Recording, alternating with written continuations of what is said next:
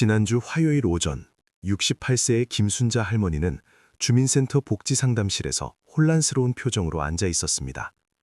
상담사가 설명하고 있었습니다. 할머니, 영구임대는 이렇고 국민임대는 저렇고 행복주택은 또 다르다고 말입니다.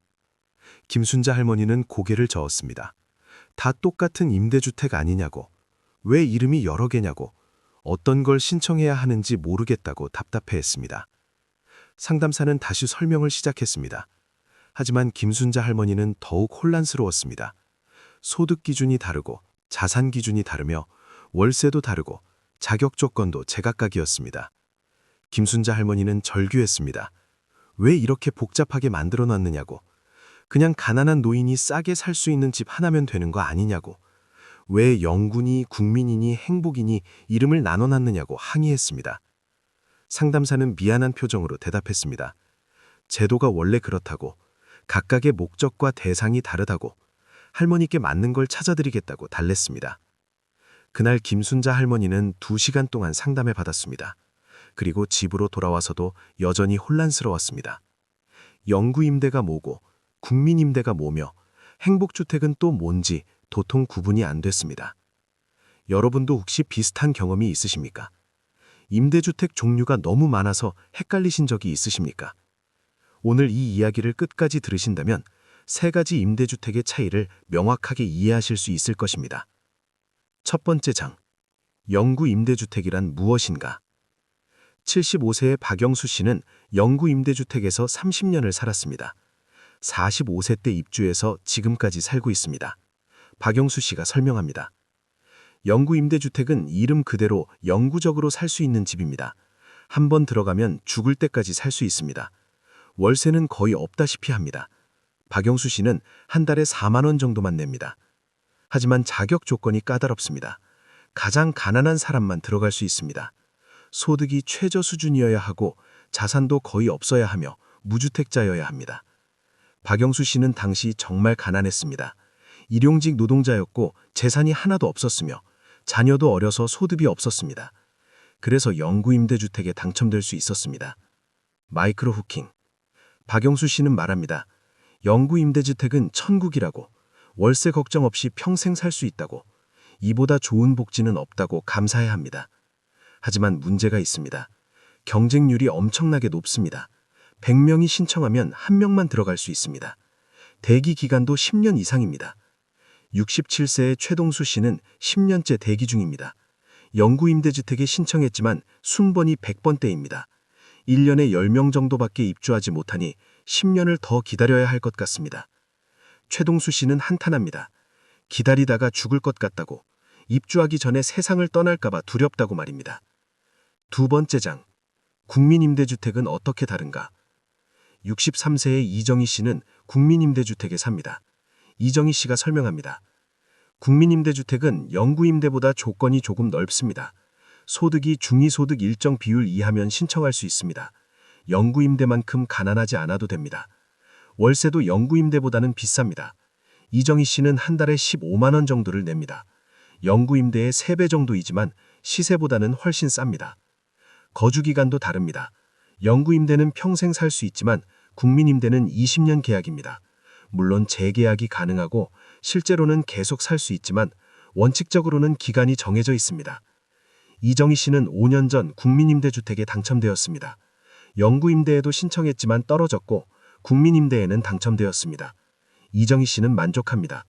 비록 영구임대보다는 월세가 비싸지만 그래도 시세보다 훨씬 저렴하고 안정적으로 살 수 있기 때문입니다. 갈등의 시작. 하지만 이정희 씨에게도 고민이 있습니다. 2년 후 재계약 시기가 다가오고 있습니다. 재계약을 할 수 있을까? 혹시 소득이 올라서 자격이 안 되면 어떻게 하나 걱정입니다. 이정희 씨는 주민센터에 문의했습니다. 담당자가 설명했습니다. 아들이 따로 살고 있으면 소득에 포함되지 않는다고, 하지만 같이 살면 포함된다고 말입니다. 이정희 씨는 안도했습니다. 아들은 결혼해서 따로 살고 있으니 소득에 포함되지 않습니다. 재계약이 가능할 것 같습니다. 즉각적인 반응. 이정희 씨는 친구들에게 조언합니다. 국민임대주택도 좋은 선택이라고, 영구임대만 고집하지 말고 국민임대도 신청하라고 말입니다.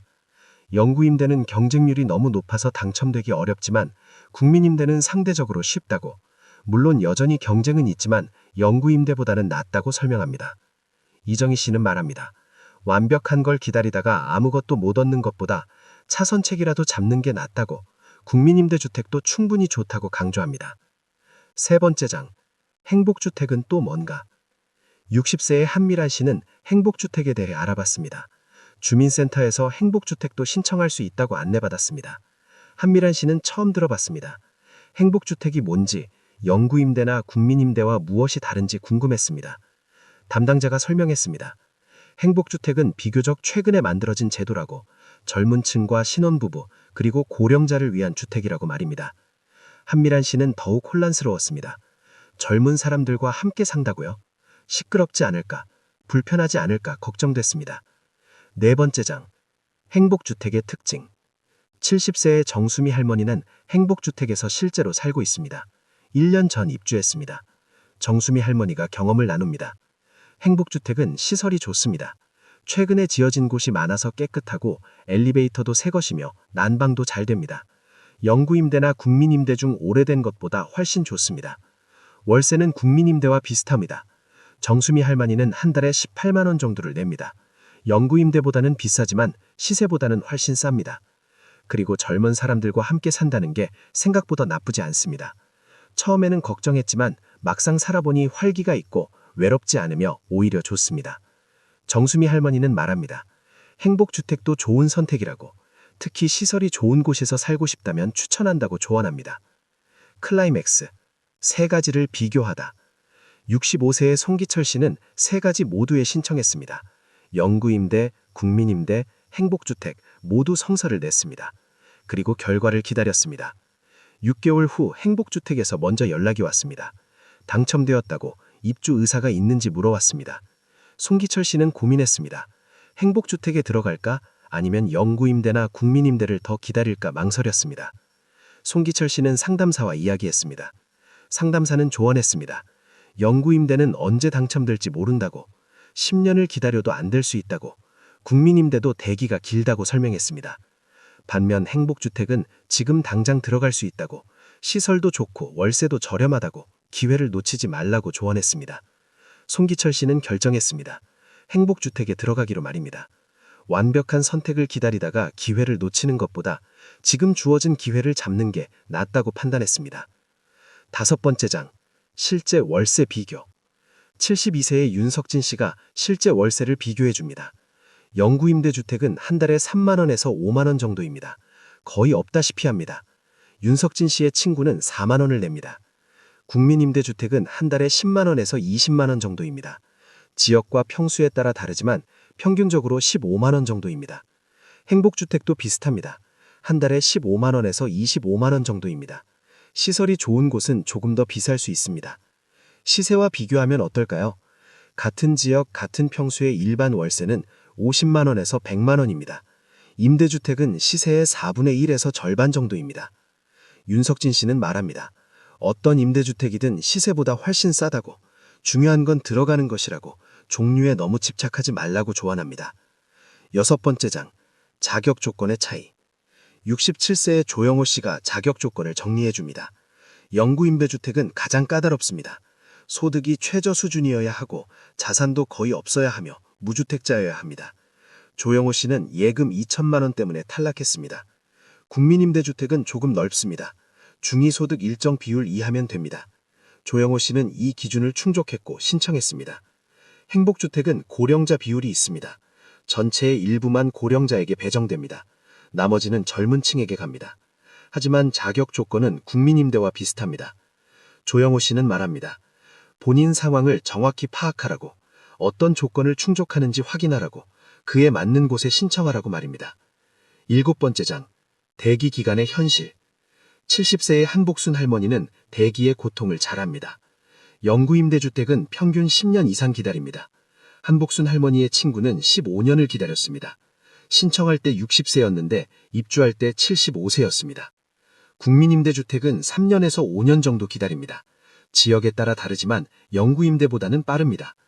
행복주택은 1년에서 2년 정도입니다. 가장 빠릅니다. 최근에 많이 지어지고 있어서 공급이 늘어나고 있습니다. 한복순 할머니는 말합니다. 나이를 고려하라고, 10년을 기다릴 여유가 있는지 생각하라고, 빨리 들어갈 수 있는 곳을 우선 고려하라고 조언합니다. 8번째 장, 실제 거주자의 만족도. 63세의 정태수 씨가 각 주택 거주자들의 의견을 모았습니다. 영구임대 거주자들은 대부분 만족합니다. 월세가 거의 없고 평생 살 수 있으니 최고라고 말합니다. 하지만 시설이 오래된 곳은 불편하다고 합니다. 국민임대 거주자들도 만족합니다. 월세가 적당하고 시설도 괜찮으며 안정적이라고 말합니다. 영구임대만큼은 아니지만 충분히 좋다고 평가합니다. 행복주택 거주자들은 시설에 만족합니다. 새 건물이라 깨끗하고 편의시설도 좋으며 위치도 대체로 좋다고 말합니다. 다만 젊은 사람들과 함께 사는 게 때로는 시끄럽다고 합니다. 정태수 씨는 말합니다. 완벽한 곳은 없다고, 각자 장단점이 있다고, 자신에게